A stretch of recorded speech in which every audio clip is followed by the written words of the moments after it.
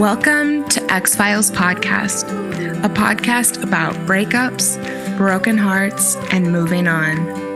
I'm Janice Formicella, a breakup coach passionate about supporting others to heal from their breakups, overcome loneliness, love being single, and see the end of a relationship as the beginning of a magical new chapter in life. I am here each week to share with you the tools that I have learned through my own painful breakups, through hitting rock bottom more than once, and through working with people all around the world to heal their broken hearts. If you are looking for hope and strength to move on from your breakup and resources to enjoy your new single life, you are in the right place, and I've got your back.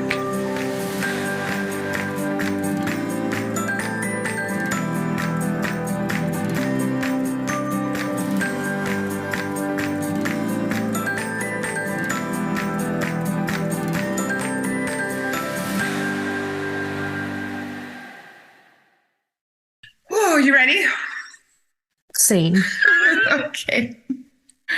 Welcome to another episode of X-Files, everyone, a podcast about breakups, broken hearts, and moving on. I am joined by a good friend of mine who is back for her second episode. Hello, Jessie. Hello. I loved the first episode that we did. I'm working now with, I think, 5 rotating co-hosts, and it was just been so interesting listening back to each of them and how I have a different dynamic with each person. And I know you and my friend Christine, I listened to both of ours, and you can just tell that we're friends. And It made me so happy when I went and I listened to the raw recording of our episode, because that means a lot to me. And it was just so obvious that, we have this background and this history with each other. So I'm glad that you're here for the second episode. Let's get kinky. Oh, yeah. We were originally going to do this as part of Sexual Health Awareness Month. You had some craziness in your life, so we're doing it now. Yeah.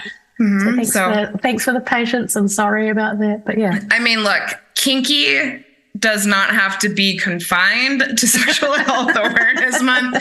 This is a timeless, universal topic that we can do at any time. So I'm perfectly happy. I always, want to make things as easy as possible for my co-hosts. So I guess I'm going to be totally throwing you off with this question, but we are going to talk about sex with Emily later. And something that I've wanted to incorporate into X-Files that she does is setting an intention. And so I'm wondering if you have an intention for this episode. I'm happy to let you think for a second while I say mine. And this is coming to me so easily. And that is, I want X-Files to be a no judgment zone. And I know that kink can be really expansive and transformative and empowering for people. And so I kind of want to normalize it. I don't know if you can normalize kink, because kink by definition is not normal, but I guess I would like to normalize the conversation around kink and let people know that if you're curious about something, then it's likely acceptable to explore it. What about you? Yeah, no, I similar vibes. My intention with this conversation, which is a conversation I often have around kink, is that it's, I guess normalized again is not the right word, but more celebrated, or accepted, and again a judgment-free zone, because it is a weird and wonderful world. And I really hope that everyone listening gets something of value today. Yeah. Mm-hmm. And goes away being maybe this is what I'm into. And I guess, empowered is a word that I actually try not to use that often on X-Files. But in this case, I would say, the definition of empowered being that you are self-actualized to make your own decisions about your own life. And I would hope that people walk away from this episode feeling empowered about their sexuality and their sexual curiosity. Yeah, 100%. So I guess to get started, in your mind, what are we talking about when we talk about kink? Yeah, funny you say that, hey. I did a little bit of Googling because, like, I know what kink means to me, right? And I was like, I wonder if there's like a universal sort of what is kink. So I found this on Healthline just now.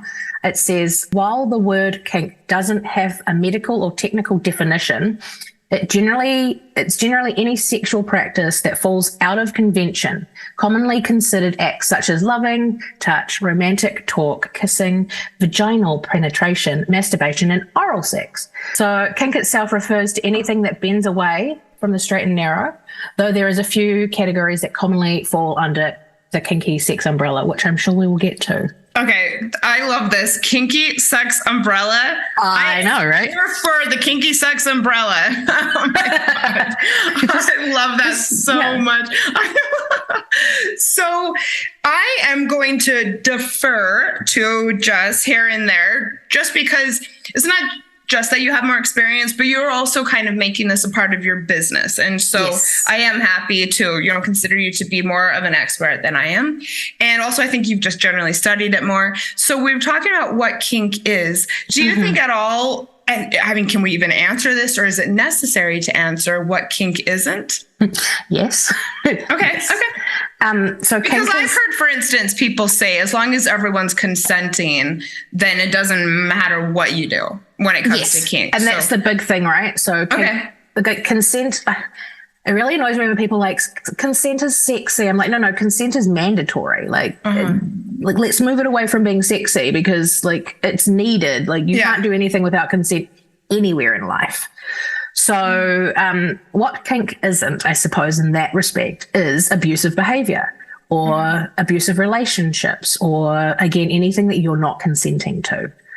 However, that does not mean that that one thing that you're not into isn't a kink for someone else. So, 1,000%. I mean, I've been heavily involved in kink communities in the past, and I can assure you, there was stuff that I saw people doing that wasn't my cup of tea. And also I know for, people are often surprised at the things that I say are my kinks. So, I mean, it's absolutely true, men and women. Before we move much farther, so many people listening to this episode will undoubtedly think of 50 Shades of Grey. I want to refer everybody, I will put in the show notes. Claire and I, my former co-host, did a happy hour episode where we watched 50 Shades of Grey and then talked about it drunk. It was so good. So good. So I will put in the show notes which episode that was. It was early on in the X-Files history. So go and check that out. And I did pull in a tiny bit of research into the happy hour episode because it was kind of hard to keep any type of coherency because we were both happy. I think we had margaritas that night. But I know that it's important and that this could, again, be an entire episode. But in a nutshell, what are the problems that the kink community has with this film? Firstly, there are so many things.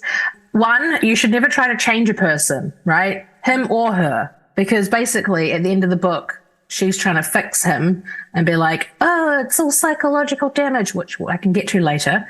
So they're ultimately trying to change each other, which doesn't work. She's trying to make him vanilla but he approaches her to be his sub. And that's also not considered typically best practice when it comes to... No, 100% not. He didn't know who she was. She went in for an interview. She tripped over the door frame. She was mumbling and acting submissive. And he was like, "Ooh, I'm going to get my dick wet." Sorry. No, this is an explicit, this is 18 and over territory. Perfect. Go for it.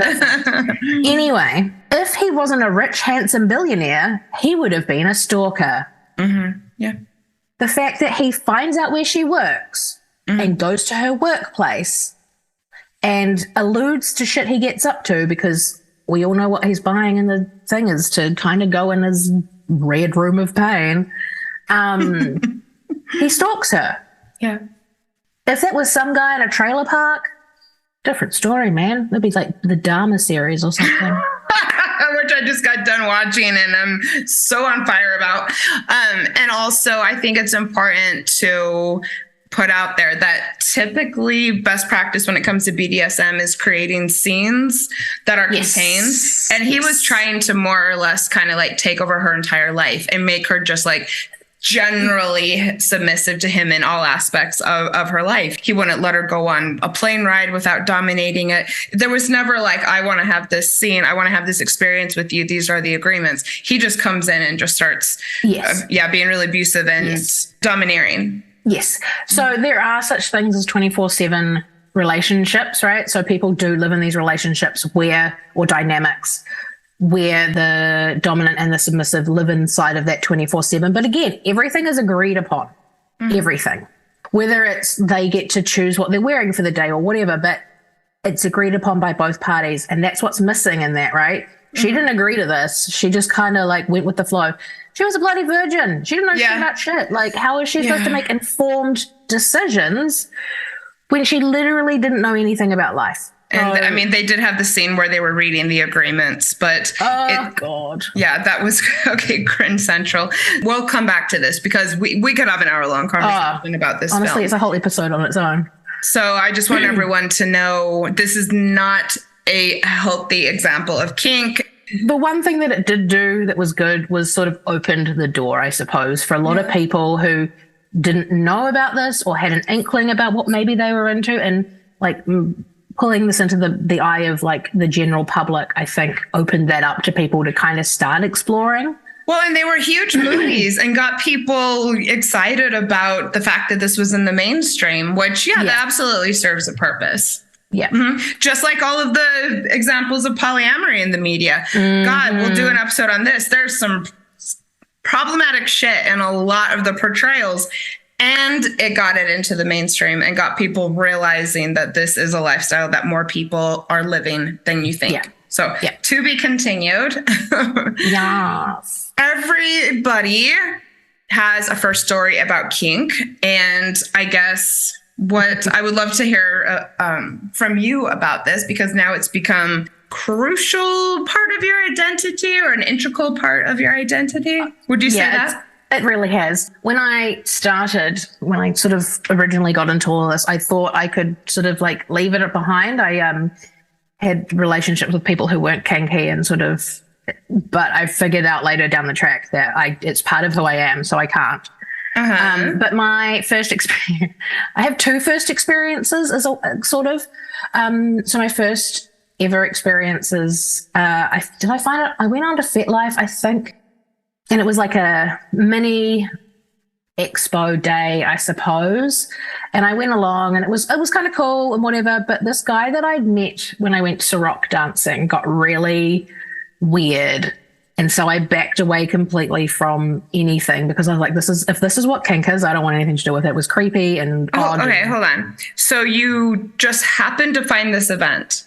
I can't remember how I found it. I may have been just exploring FetLife. I don't even know if I knew about FetLife. Okay, well, the fact that you went on there at all, I'd be curious why, but maybe you just were curious. But then you get to the event and someone was dancing with you. No, so I'd met this person I know it's like convoluted story, but I'd met this person at like Ciroc dancing prior. And then I don't know what you're saying right now. Ciroc dancing, it's like rock and roll. Ciroc, okay, everybody. Like CEROC, Ciroc. It's like rock and roll. It's a style of dance. Okay, so I just want to point out really quick, we're in different hemispheres. Jessie is in New Zealand. I am in America. I personally am not as familiar with that term. I don't think it's something that we use often. So thank you. You were at a club dancing with someone. But lessons. It was lessons, okay? I was trying to be cool. I didn't know what you were referring to. Fine. Okay, gotcha. Side note. So I met this person at that prior to, and then I went to this, like, I say event, it was like a little expo, like mini thing. They had stalls and stuff. It was really basic. It was tiny. And I saw him there and we had a conversation and that was fine. I think we must have exchanged details because he was the only other person I knew. And then things got weird in that conversation. I wasn't consenting to a lot of this stuff that he was and I was just like, no, this is weird. And I blocked and deleted him. And I was like, this is not for me. Like, no. And that was I must have been early 20s. Anyway, fast forward to I don't know, 23, so a couple of years later, I was managing a bar. One of the patrons that used to come in regularly, I was friends with because of my sister. She worked as a dancer and knew this woman who owned a swingers club. Anyway, they were like, come along. We hold BDSM events as well as swingers events, separate too, because the swingers and the BDSMers kind of don't mesh well. Yeah, different things for sure. Yeah. Swingers don't understand why you're not having sex.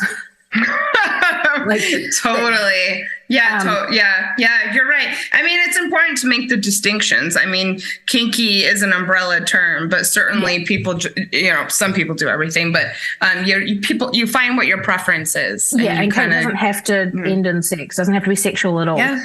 Anyway, I was like, oh yeah, okay, cool. I was so underprepared. So underprepared for what I walked into. I walked down these stairs into this club, and it was like a club, like at the time, because the club's sold a couple of times, it had like a room with a spa pool in it. It had like a whole shower room. But I walk in and it's crowded. Sorry. Which was, laugh all you like.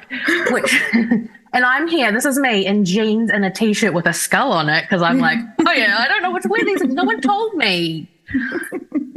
You emphasized this thing about your t-shirt and jeans to me before. Was ever like a lot of people were like in black and leather and masks? This is the thing. Like, I was dressed casually. I did not know that this. Like, I wasn't aware. Like, I didn't fucking know. And like, then there are these people in all sorts of undress, and it's busy and it's insane, and these people are being auctioned off, and I'm like, what deep have I walked into? Taking the plunge. Right.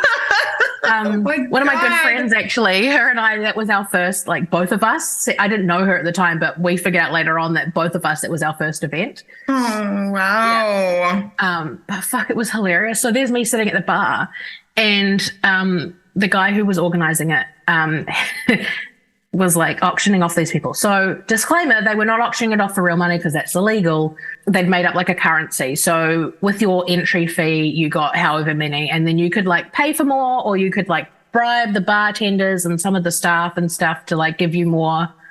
And then basically you would bid on whoever you wanted. Well, not whoever you wanted. There would be like a lineup of people who would put themselves forward. So consent, right? The host who was reading it out, he would bring the person up to the stage. He would read out what they were into, like what they were good for, basically, and then would start the bidding. My God, I've never done anything like that. It was, now I know that it's like one of the biggest events we have here in Auckland. It pulls a lot of people, and it's just good fun. It's hilarious. Like, it's just good fun and people have a good night. But at the time, me, who was like this little, I'm very different to how I was then. I was very much an introverted, like wallflower back then. I was just like, what is this? So I think that was my first experience. I came back for more. And you were just like, I'm home type thing? I think eventually, like once I kind of settled in and started talking to people and made friends, and so the guy hosting actually became a friend of mine, and it was really nice to know that these people were really friendly. Like, they're not these like scary.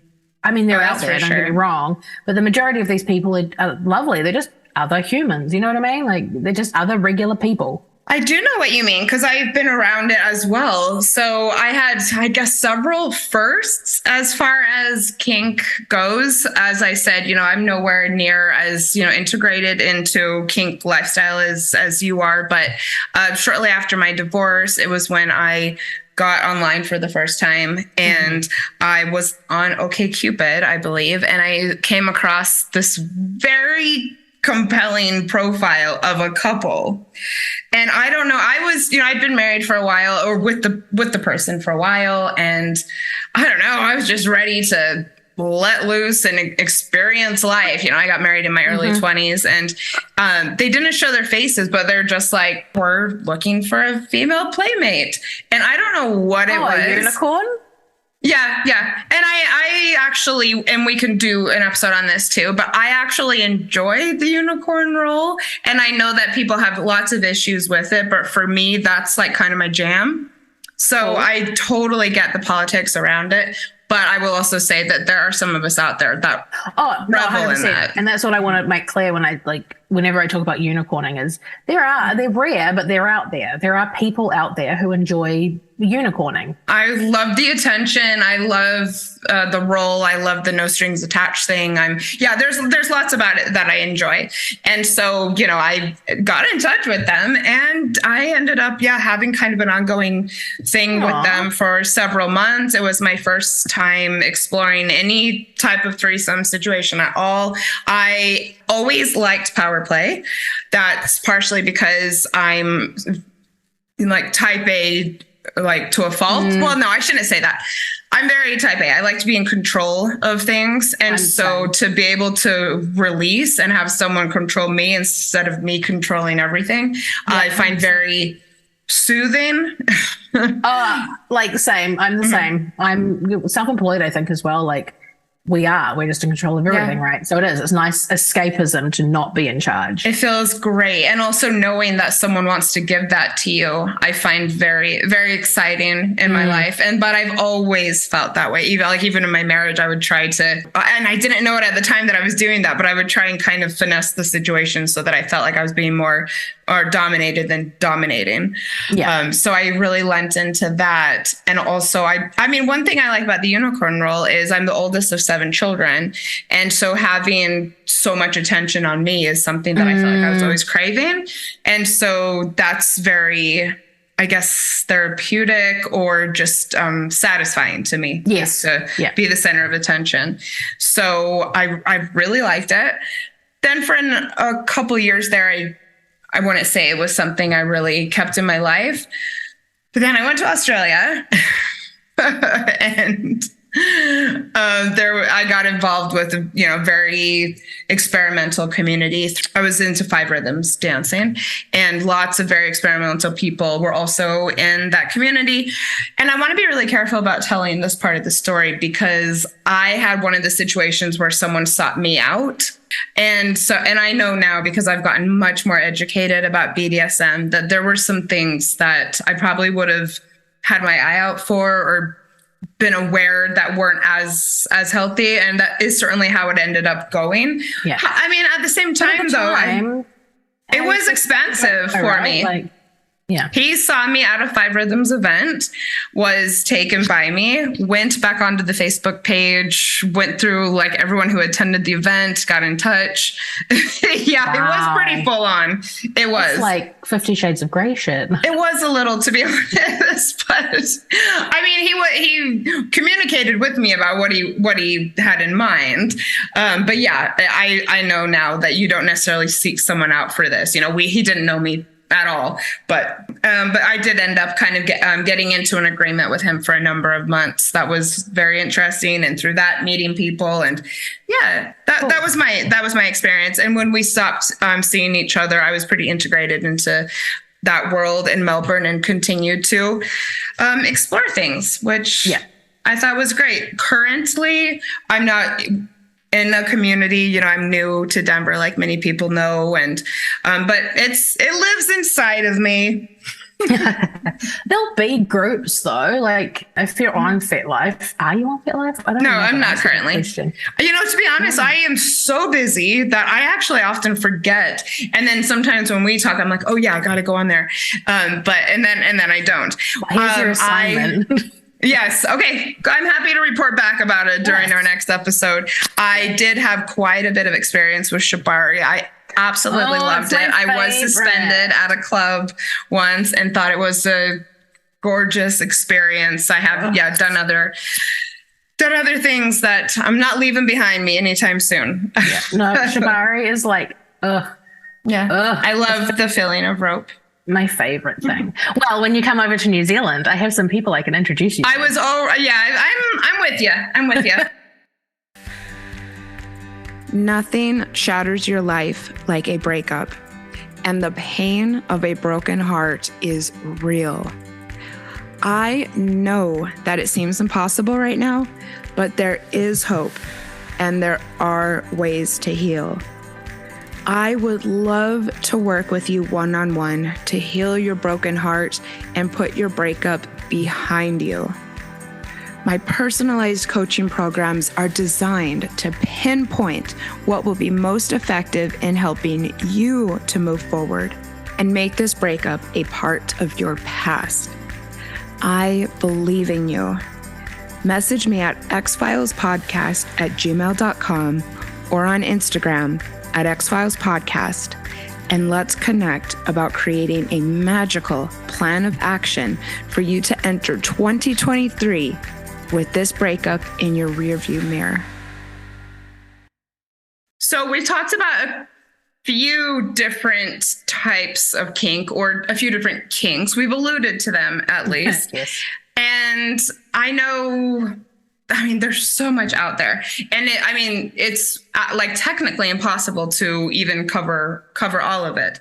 Yeah. But what I know that you have a resource on your website as far as exploring what you might be into. So I guess, first of all, why did you create this?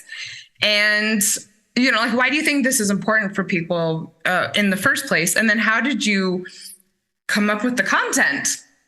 Right. So it's not originally my content. It's sort of like a list that's been circulating around forever. Amazing. I just popped it onto my website so that people who follow me can get access to it. Perfect. It's basically like a yes, no kind of list, and like a 0 to 5, like 0 being hell, then fuck no, I'm not interested. It's a hard limit. Or 5, like fuck yes. Like, I love this. I'm very interested. And you can then, like it says on the instructions, you can also be like, because those numbers could change between like if you like to give that or receive that or both. So it's just a generalized list. Now, if you don't know anything about what this is, you can then Google these terms. So like there's impact play on here, and underneath it's got like spanking, flogging, canes. I could keep going. Do you mind stopping for a second and telling listeners about the fact that this is your favorite thing? Impact's not actually my favorite thing. Oh, okay. Impact play for me is a great way to get out of my head. I love testing my boundaries, my physical boundaries. So like I love testing and seeing like how far I can go and what kind of I can tolerate. But so yeah, like impact is a lot of fun. It's never been sexual for me, and I doubt it ever will be. But some people do find it sexual. Yeah. I would say for me, it's normally something that I associate with a sex act. Yeah. Honestly, not for me. Okay. And just real quick. So this worksheet is just what would motivate somebody to download and fill this out, do you think? I think if you're curious, but you don't know where to start, and you're like, there's something more, but I don't know what. Yeah, okay. That, or like if you're going to go play with someone, it's also a really good list to sort of like give to each other and be like, not give to each other, but like kind of check in and see like what you're into and it may be an easier way to have that communication with someone. Because I know in the beginning I got very nervous and shy, and a lot of these like new beings, both tops and bottoms, or doms and submissives, or whatever you want to call it, will be like, I have no boundaries. I'll do whatever. Like, because we don't know any better, because no one has said, this is what this is. And until you be like, I'll do whatever. And also it makes it sexier to talk about and to get really clear about what a person's desires are. Yes. I don't think necessarily that saying I'm into everything is sexy at all. No, I want to be with someone who has preferences and knows, what turns them on. Well, you want to have preferences that meet. Otherwise, so like my ex-partner and he was never interested in rope and shibari, and I loved it. And I love it. And that didn't bother us. It didn't affect our relationship because I went and tied with other people, and like it didn't affect what we got up to in terms of what we shared in kink. It was just something he didn't want to do. And I was like, that's fine. Like, that's his choice. So yeah, it just basically gives you thinking. Like, it lets you think about like, I didn't think about that. I didn't know. It can be great for foreplay too. Yeah. And also like, if you don't know how to communicate, or if you're shy, or like I was, like before I sort of went through all this journey with myself, sex was taboo and you didn't talk about it, and it was awkward and weird. And so having this list is really good because then I can be like, oh, I like that. Oh, I like that. And I can talk to potential play partners. Mm-hmm. So yeah, on the checklist, like impact play is basically being hit. If people don't know that. Hit, or I mean, also I think it's important to use other terminology as well, like spanking, paddling. Yes, impact on the body. Impact is like, what you think impact is. So it's impact. There are safe places to play with that. So bottoms are usually the general area. There are other areas you want to avoid, like organs, like kidneys. Stomach. Yeah. So yeah, there's a list of things there. There's also a space for other, like if you think of something or someone suggests something to you, it just gives you an idea and you can go through and think about it. And so then there's like bondage and restraints. So that's anything. Shibari is bondage, leather, fluffy handcuffs. Who the hell has a pair of fluffy handcuffs? Oh, I have a story about that. Kinky sidebar. So obviously I knew I was into this stuff a lot earlier than I went into like kink, because someone for my 18th birthday got me a pair of fluffy handcuffs. Can't remember who. It was at a stage where my sister was going through my shit. So I put them in my handbag. Didn't think anything about it. Forgot that they were in there. Went down to Christchurch to see my dad. Didn't get pulled up in security in the airport going down to Christchurch. No. I got pulled up in security coming back from Christchurch with my father still at the airport. And I had to hand these fluffy handcuffs over to my father. Oh my God. I love / hate this for you. Hilarious. Oh, one of my finer moments. I love it. I love the ankle restraints is something that I really like. Yeah. I've been tied to the bed. Like, just restrain me, okay? Like, I'm not as into blindfolds are kind of a soft boundary for me. That would probably be like a yellow. That makes me uncomfortable, but the restraining I can get into. Do not do head hoods. If you don't like blindfolds, like I wouldn't. I know this for myself. But again, I took some trial and error, and also I know this. It comes up. And I know ahead of time I'm not going to be fully relaxed if you put that blindfold on me. And that's so when you've got this list, you can then communicate that right with your play partner and be like, look, I'm okay for all of these things. Do not cover my eyes or do not cover my face. Yep. And that's fine. I'm always one of these people, like, I will try most things. I'm going to say most because I will not try everything. I will try most things once or twice. And I've tried some things before and some of them have scared the shit out of me. But I'm also like, I want to do it again. Yeah. Yeah. And well, I mean, that's a kink right there is the feel of fear. And for some people, knowing that you're pushing your edges is tantalizing. Tried this mask on once, and I think it was latex or something, and it was like an asphyxiation hood. Shit, and you put it over. Yeah, honestly, that was the scariest sort of thing I think I've done in a long time. And like breathing in, you couldn't like breathe in properly. And I felt, kind of want to do it again. I love it.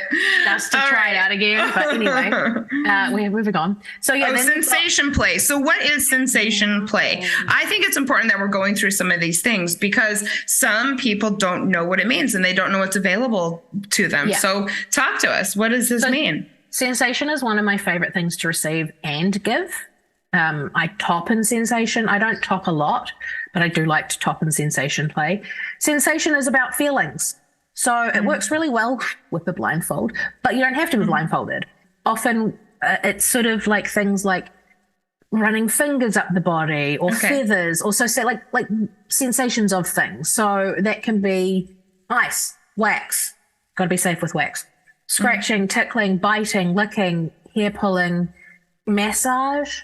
You can do sensory deprivation where you take everyone else, like take the stuff away. So like blindfolded and head, you can put music on to kind of add to it. So you don't know what's coming. It's an added element. But yeah, basically like anything that you use to like create sensation on the body, like Wartenberg wheels, feathers. Right. We've used like a makeup brush, just different textures. And when you can't see, a lot of the time it adds to that. but you can also do it in other ways. But yeah, it's one of my favorite things to like receive and to give. Okay.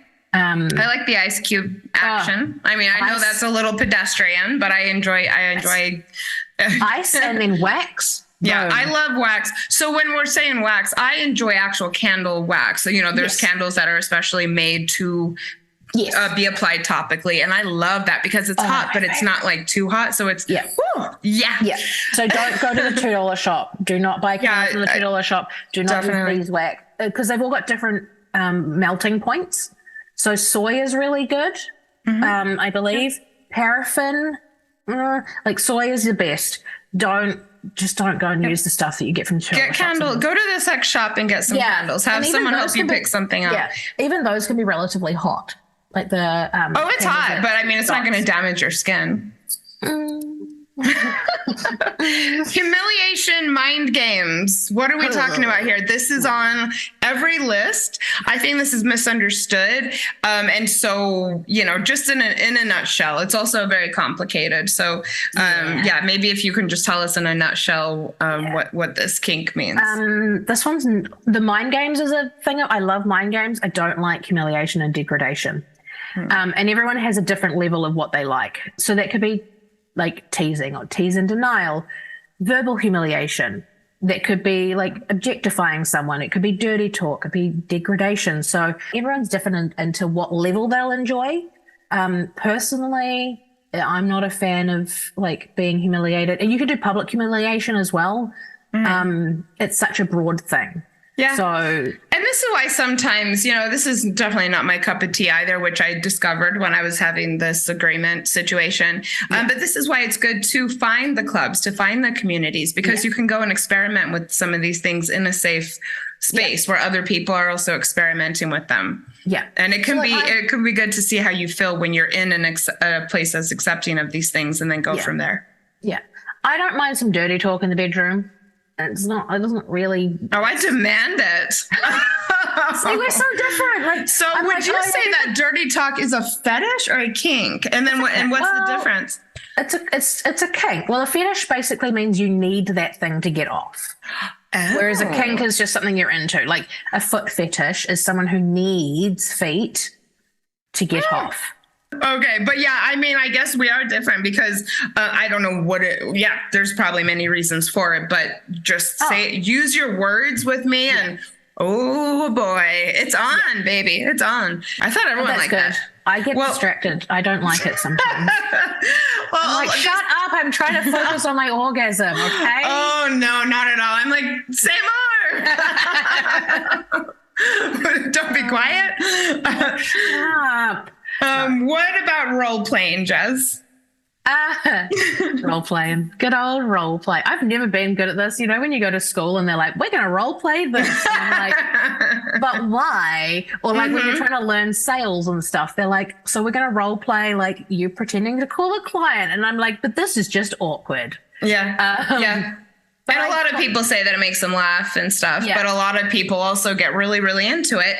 And this role playing is actually one way that you can explore some kinks and explore doing things with your partner without actually doing it. For instance, a perfect example is one of the most popular kinks or the most popularly discussed kinks is threesomes, which are great. And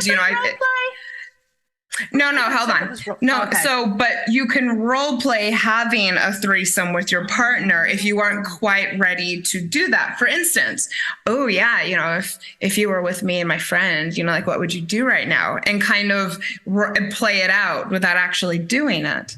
Okay, I was like, wouldn't there be more dirty talk? I'm so like. I think it's a combination. I think it's merging. Boxes. There's like no boxes. Yeah, but common role playing. So I love it. I love watching people in this. It's so cool. One of my kinks is, what do they call it? Daddy little girl. Oh yeah, that's a very common. That's a role play. Yeah, exactly. And that's all a common role play. Mm-hmm. So daddy little girl is a very common role play. Or princess. Or princesses. Worship me, baby. Like Please put this in here. It's a good conversation. It's going in there. Yeah. But that is a very common one. So school scenes, schoolroom scenes, like with the skirts. Look at the costumes. You go into a sex shop. Look at the costumes. See, this, and I do this. I want to be the princess in the bedroom. I want to be adored, worshipped, and I will get so excited. I was just on Amazon the other night looking at sexy, princess dresses with like short skirts and stuff. And then, I'm like, I'm so into this. You and I are like the complete opposite. It's great. I love this. This is why it's important to have the worksheet, to download it, and to see what you are into. Because for me, I would almost think like, who wouldn't want this? It's fun. It's honestly, but yeah, basically role playing is anything and where you're not yourself. It could be medical, or patient and nurse. Yeah, patient and nurse, like those kind of things. It's huge. It's such a broad. Yeah. And even then, I guess you would then say, well, what do you want to role play? And then try things out. And look, it's Halloween. So let's lean into it, go to the Halloween spirit, get a bunch of costumes and just make it an experiment between now and the end of the year. So fetish is something you need. I hadn't thought of fetish like that before. That's what so that's I think the technical definition. I'd have to look it up. But fetish and kink's kind of different. So fetish is like something that you need, whereas kink is something that you're interested in. So like feet, some people just need leather and latex and need it on their body for them to like get into the mood and stuff. Yeah. And then we have BDSM, which I'm sure people, understand. That's, dominance, submission. So BD, which is bondage and discipline. DS, which is dominance and submission. No way. SM, which is sado and masochism. Oh my God. Interesting. Okay. So doesn't just mean one thing. Okay. But yeah, BDSM generally means more of the like, are you a top? Are you a bottom? Are you a brat? See, I wouldn't say though, I'm not a brat though. I like to be praised for being good. And so I don't like to be, like punished for being naughty. I'm more leaning into the good girl thing. I was going to say, you're a good girl. I'm an asshole. So that can't be, I've got a smart mouth, and that smart mouth has got me into trouble so many times. Ooh, sexy. In a good way. Oh, I love that. So you take all of these different types of kink, and there are more. I pulled just a few from Jessie's website, and then you can kind of combine the interest or the type of kink with the type of sexual activity, right? Yes or no. Like it doesn't have to be sexual, but yeah. Okay. And you can also talk about these things, oral, anal. Yeah. This type, and then kind of come up with what you want to experiment with. X-Files allows me the chance to make an impact that means so, so much to me. It is thrilling to support people all over the world to heal their hearts. And having Anchor has made it easier and more fun than I ever thought it would be. It is really such a blessing. If you have something you would like to share with the world through a podcast, I highly recommend them. If you haven't heard, Anchor is the easiest way to make a podcast and allows you to monetize from the very beginning. Download the app today and start sharing your unique message with the world. Happy podcasting. Yeah. So that was fun. I mean, we could have just done an episode just on types of kink and put it out there into the world and, see what the consequences are going to be. But so you have recently transitioned out of a relationship. Were you? But I do know that kink came into play in your most recent relationship and has come into play in your various relationships. Jessie identifies as non-monogamous. So how has this impacted you? My ex-partner, it's so weird saying, it literally happened like a week or so ago. It's really recent, everyone. We're real people going through real shit. Yeah. And it's like, we're good. We're still talking and stuff. There was just, it sort of needed some time. Anyway, we got into it and he was new. So it was both his and mine, like first, I guess, official, if you want to say it like that, like polyamorous relationship. So we were navigating that. And then we're also navigating like the kink side of things. Like I've always been into kink and he's kind of always known he was kinky. So we explored a DS dynamic. So we kept it in the bedroom and then we kind of explored it 24/7, but not to the extremes that some people do. I would call him Sir in public. His name for me was Kitten. So we sort of explored that dynamic for a long time where like, you know, he was in charge and that sort of looked however it looked for us. And then I got sick, but we also sort of had to pull it back because we were having relationship stuff because we were navigating the polyamory journey. We had to pull back on that DS dynamic so that we could be equals and throughout what we were dealing with. Which is cool. I don't need a DS 24/7. It's fun. Yes, I don't know what that would even look like, especially because, you know, I like to kind of be the boss during the day. Yeah. Yeah. Sometimes it was like, you have to send me a photo first thing in the morning, or like he would ask for a photo, be specific with me because I'm a brat. Because I'm a brat. And he's always like, send me a photo. It doesn't say of me, so I'll send him a photo of something. And then he'll say, send me a photo of you. And so I would send him a photo of my arm. Like, oh my God, Sue. And this is a fun example of how you can explore kink with a current partner is through texting, through photos, and seeing what lands with you. Yeah. What really gets you excited and feels good and what you want to explore more. Yeah. I love sexy, kinky texting. Yeah. Whereas like a natural submissive would have known what he meant and just like, I knew what he meant. I was just being a dick. I'm a brat. Whereas a submissive would, because they want to be good girls or good boys or good non-binary humans, would have taken the photo that they knew that their dominant wanted. Yeah, I'd wait, you know, until I had a moment and then, you know, go into my room and do it. Yeah. So, you know, like that was fun. It was hilarious. And like, yeah. And I think that kind of added the fun to that sort of dominant thing. Cause if you get me in the right headspace, I will be submissive like that. And I will just do what you ask me to do. But it takes I fight.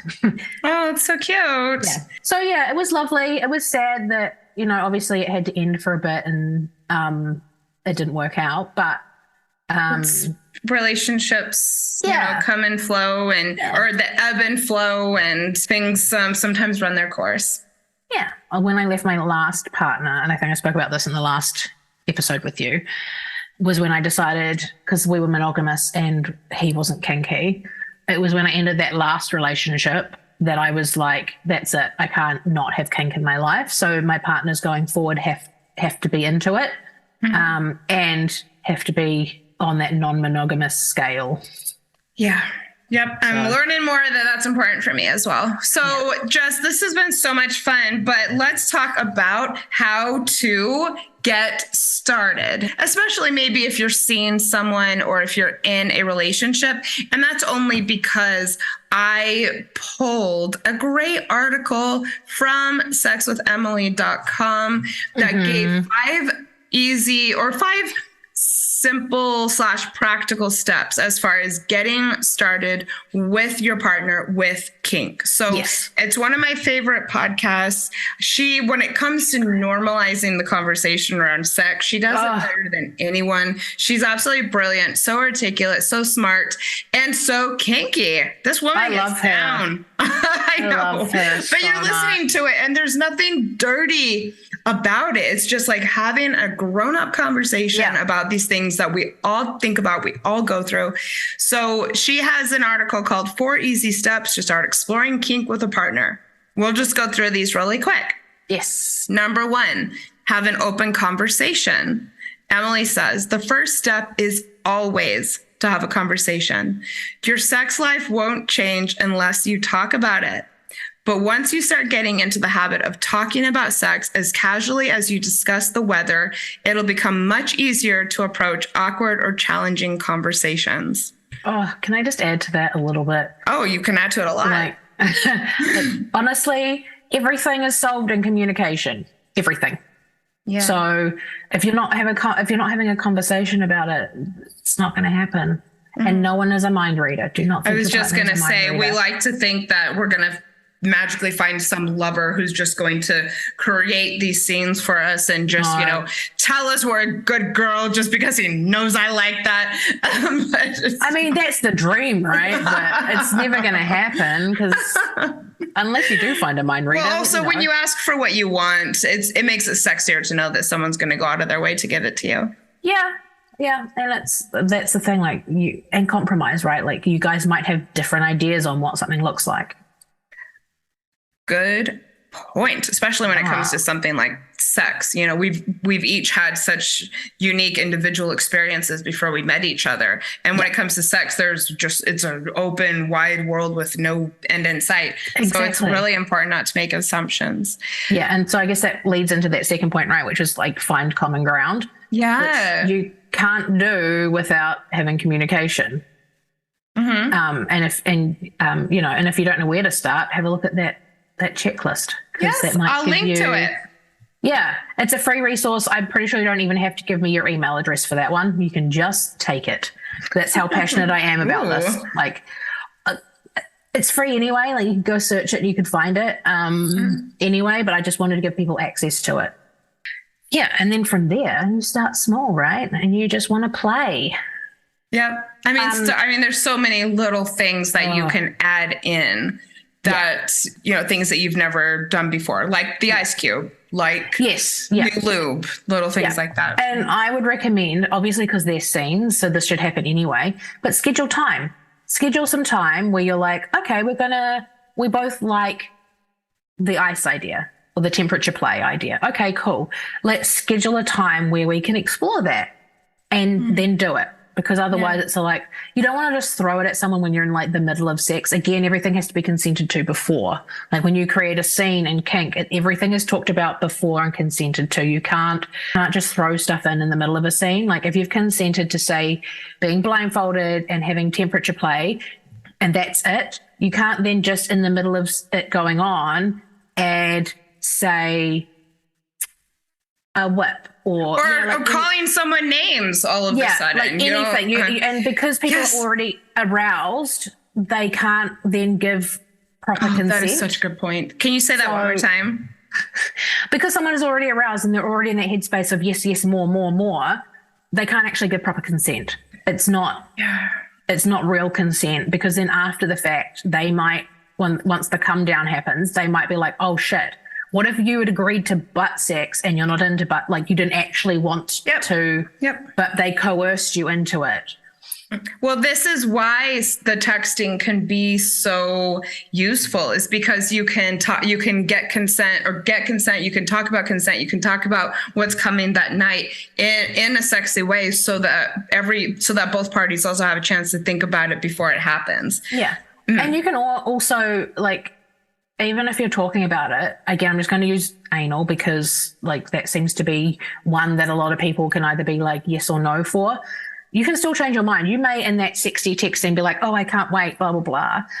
And then, I don't know, something happens and you don't actually want to do that when you actually meet them. So you need to be able to communicate that beforehand so that other partner is not in the thought process of like, maybe, I've got to do this, this, and this. Yeah, maybe talking about, playing with some of these ideas by text in the days coming up, but then still saying, but we'll talk about it in the hour before. And just, so you still want to sit down and have a chat about it before you get into it with your relationship partner, or if you seek other play partners, always have that conversation beforehand. But with your partner, like start small. Start with, I want to say, quote unquote, normal kink things like blindfolds, hands for impact. I think a little bit of talking, some extra talking, a tiny bit of foreplay can be something to initially experiment with. And check in, like as you're going, because you're new to this, always check in. Both parties can, right?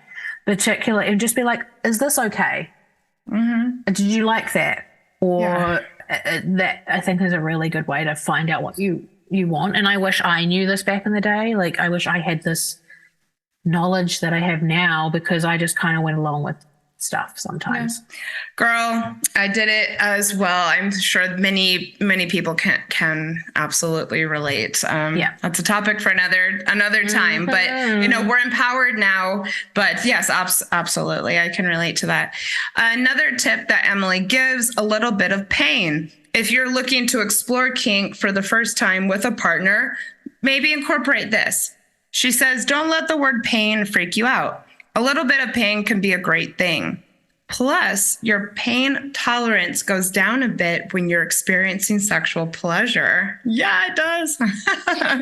Start with small bites, nibbles, spanks, and if you both like it, you can expand by adding things like hair pulling or slaps. As a submissive, I'm all about the hair pulling, man. But you have to do it right. Oh, 1,000%. Well, like, I get real, like, when I say right, for me, like, if you're going to pull my hair, none of these stray hair things. I don't like that shit. Like, take the whole thing in there and get as close to my skull as humanly possible and pull. My friend does this thing called the one finger hold. I was like, and he's a dom and I'm a smart ass. So it's one finger to control you. And it's literally wrapping it around like a chunk of hair close to the skull, and like you just go down. Mm-hmm. Yeah, that's so what do they call it? Grabbing you by your small and curlies.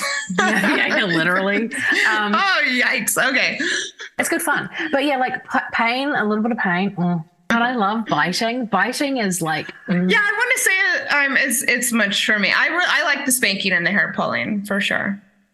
I'm more of like a primally kind of girl, so I'm like bite and scratch and scratching, but me to them. both for me.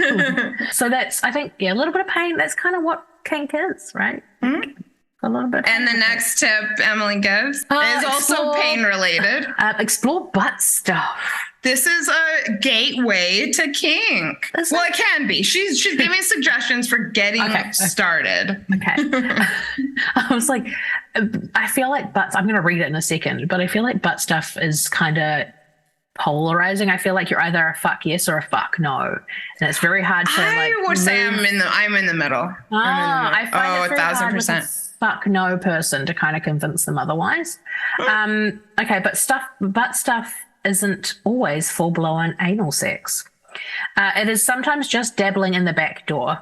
Sorry, I'm going to laugh. Do you want me to read it? No, you're good. Okay. And because the anus is filled with pleasure receptors for both men and women, a toy can be a great way to explore booty play. All right, so this is just, I say, this is something we're talking about with your partner. And then, it can be as simple as getting some lube and just dabbling around.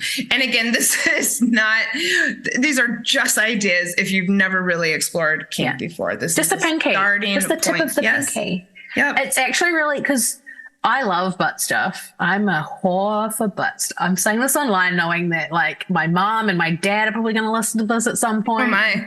Sorry, mom and dad.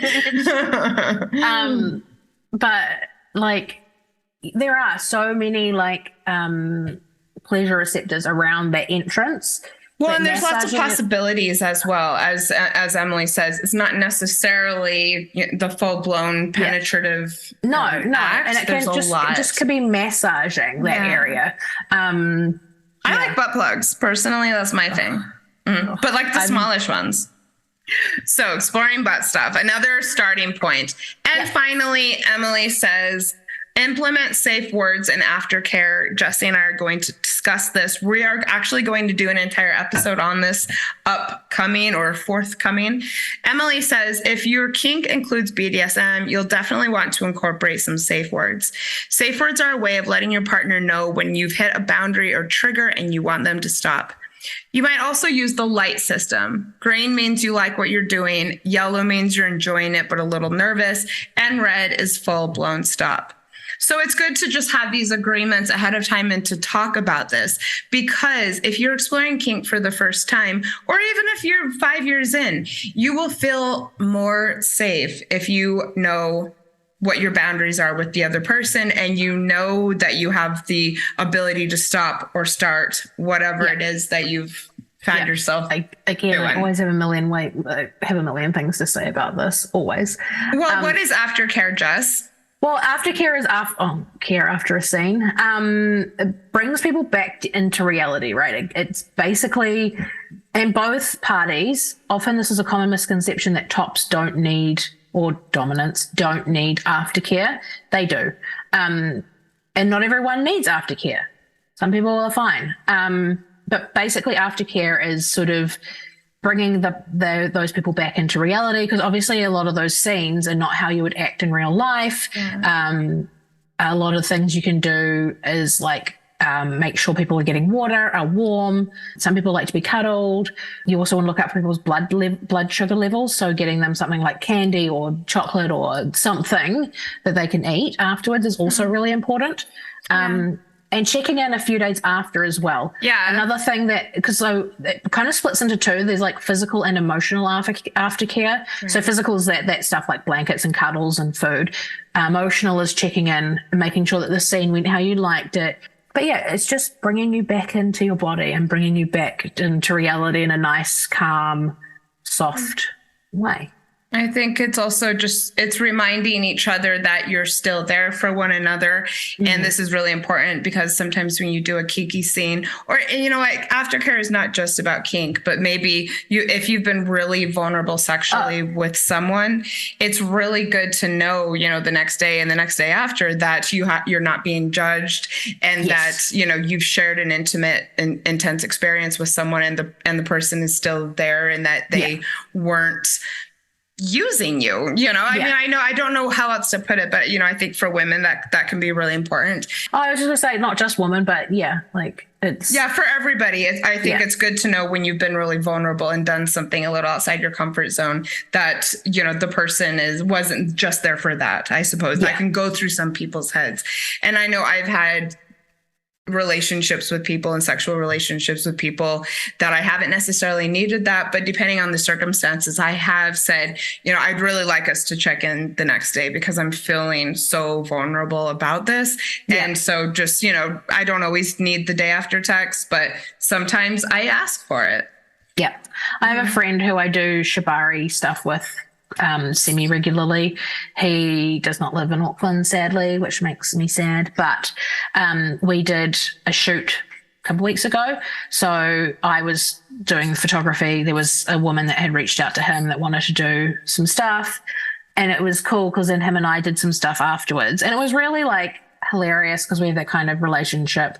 But he still checked in a couple of days afterwards, like the day after that, like, because like he also knew that there was a lot of emotional stuff rolling around for me, and that can often come up as well in those things. So being aware of that and being aware of what's going on, again, that's why pre-scene negotiation is just as important. Well, is like be all and end all, to explore, not just about what you're going to get up to, but also like how are you feeling mentally and physically.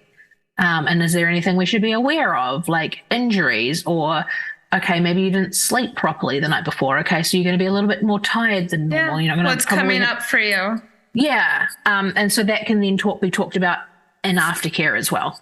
It's like, okay, how are you feeling? Like, what do you need? And some people, like, sometimes I'm just like, I'm good.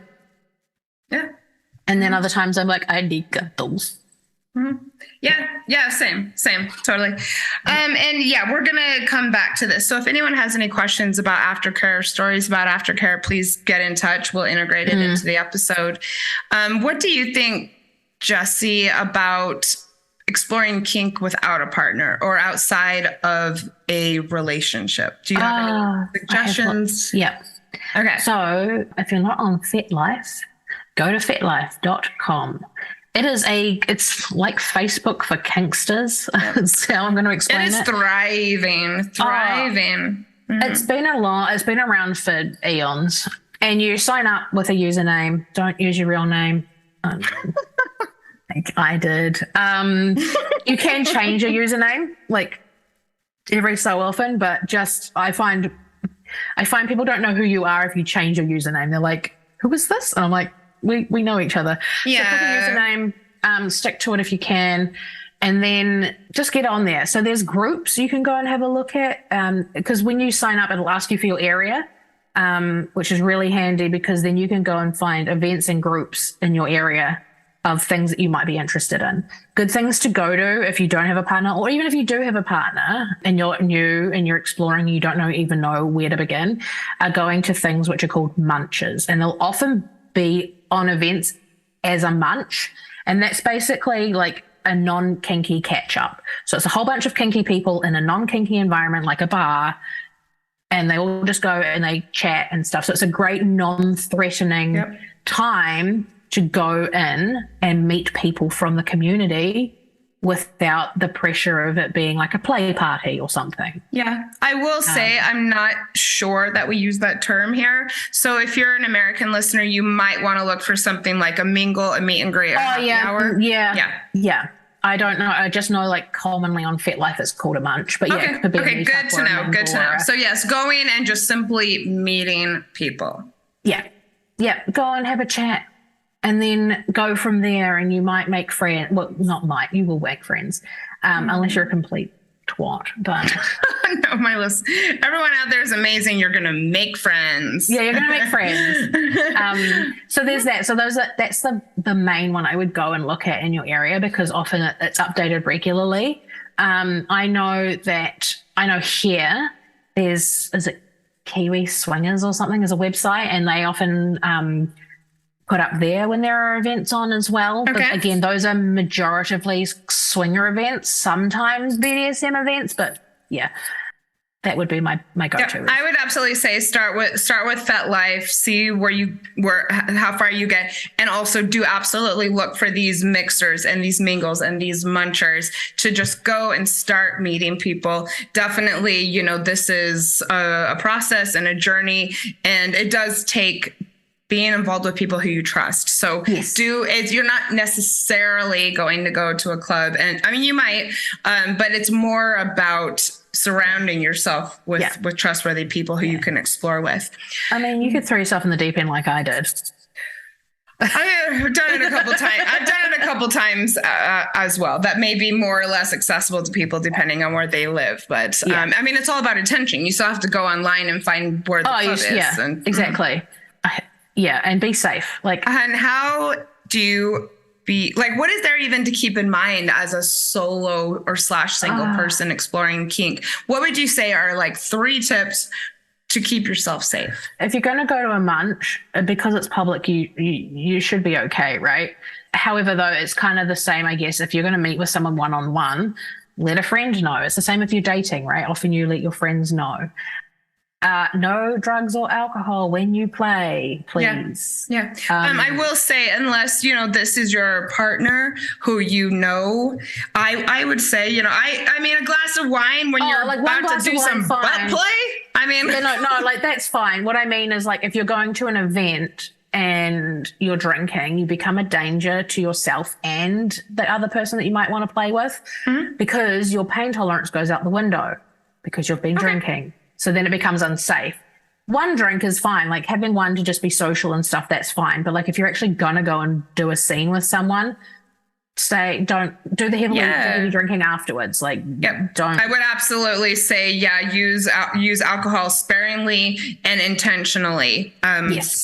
For sure. I think there's a time and place. I also say, I'm a little opposed to the whole, someone's going through a breakup and some of the advice is stay away from alcohol. And I'm that's practical. That's realistic, when you're, I think just being very smart and conscious and definitely, if you're trying to take the edge off, you might want to reconsider because it lowers your inhibitions. And these are things that you're engaging in that you want to be really conscious about and you want to be aware of what's going on. I've been to plenty of, poly events, for instance, that were no alcohol at all. And it's because, everyone wants to go into things, with the fullest capability of consenting because it involves people you don't know well.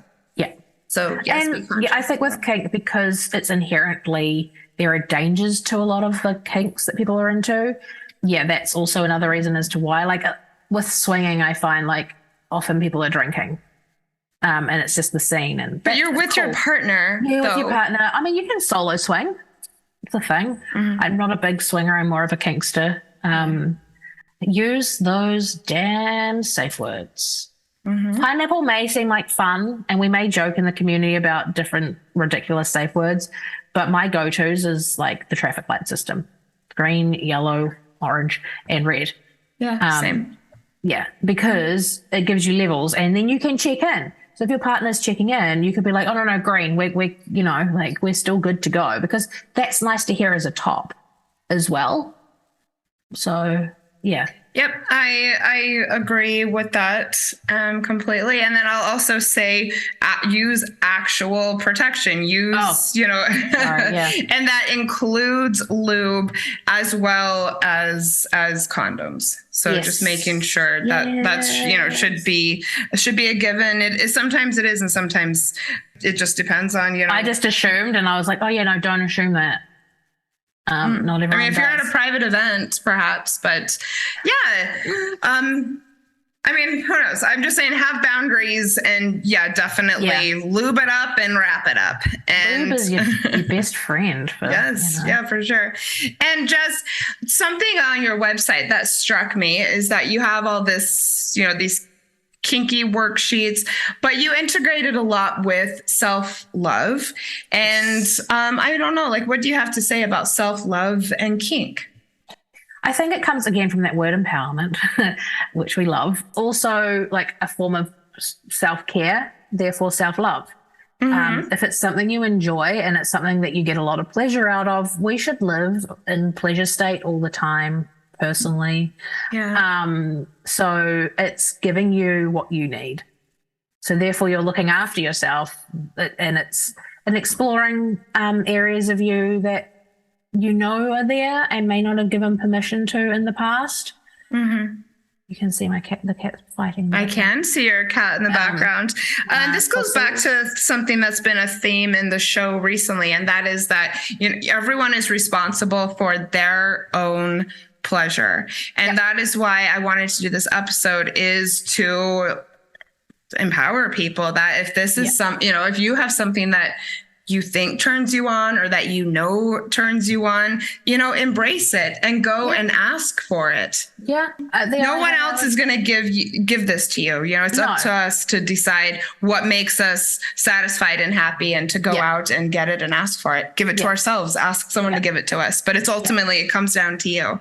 Yeah, exactly. And if you don't ask, you don't get. And people aren't mind readers, so go out and explore and be safe, and that mean that on the flip side of that is also make sure that the people that you're interacting with are getting what they need as well, and it's not one-sided. Yeah, I do think. I mean, everyone needs to ask for it, and you should be curious about your partners, but they should ask you, and you should ask them for what you want. 100%. 100%. Yeah, well, I am revved up and ready to go. What a fun episode. I'm seriously thinking about this weekend and just there is a play party this weekend. I don't know about any play parties, but I am thinking what can I do to add a little bit of kink and excitement into my weekend? I've got already some ideas coming up. And this is joining Fat Life. Okay. My promise is that in the next episode, I will report back to Jessie about my FetLife profile that I'm going to create and see what happens. At least get out there. I think. All right. I'm just going to leave it at that. So stay tuned, world, for that. Cool. All right. And with that, we will see you next time. If you loved this episode, please go and let me know by leaving me a 5-star rating and review on Apple Podcasts. I would just be thrilled to connect with you there and hear what you think. And in the meantime, everybody stay safe out there, and I'm sending you strength. If you are struggling with a breakup, hang in there. And you know what? You're single. Have some fun. Enjoy this episode. And, this new chapter of your life could be more exciting and adventurous than you ever thought. Exactly. Bye. Bye, Jess. Bye. Thank you for listening to X-Files podcast. I sincerely hope that you found today's episode inspirational or useful. I would love to support you on your healing journey. All you have to do is send me a message through the X-Files Instagram account, and I will personally be in touch to get you started. Remember, if you are struggling with a broken heart, your feelings are temporary. I am sending you so much love and luck for the week ahead. You've got this.